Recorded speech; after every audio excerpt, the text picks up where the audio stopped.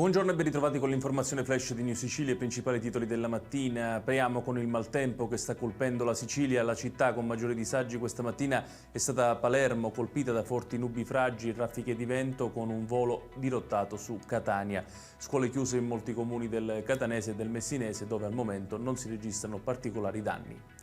E nonostante il maltempo che sta colpendo la Sicilia, non si arrestano gli sbarchi a Lampedusa, dove nelle ultime 24 ore sono arrivati oltre 300 migranti. Alcune persone hanno raccontato di aver incrociato durante il viaggio motovedette della Guardia Costiera tunisina che non li avrebbero né fermati né soccorsi.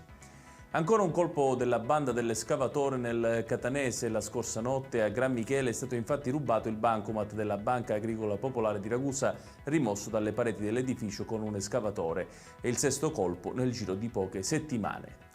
I finanzieri di Palermo hanno arrestato 3 persone per spaccio di droga. I 3, tutti pluripregiudicati, sono stati beccati mentre cedevano dosi di diverse sostanze stupefacenti in via Montalbo, nel quartiere Arenella. E chiudiamo con lo sport, e in particolare con il Catania che è caduto nella trasferta di Crotone 3-2 in favore dei calabresi, il risultato finale che apre la crisi per mister Toscano e i suoi ragazzi che non vincono ormai dallo scorso 12 ottobre. Venerdì sera di nuovo in campo nel derby contro il Trapani. Ed è tutto per questa edizione. Tutti i dettagli su queste notizie li trovate come sempre sul nostro sito www.newsicilia.it. Grazie per averci seguito e arrivederci.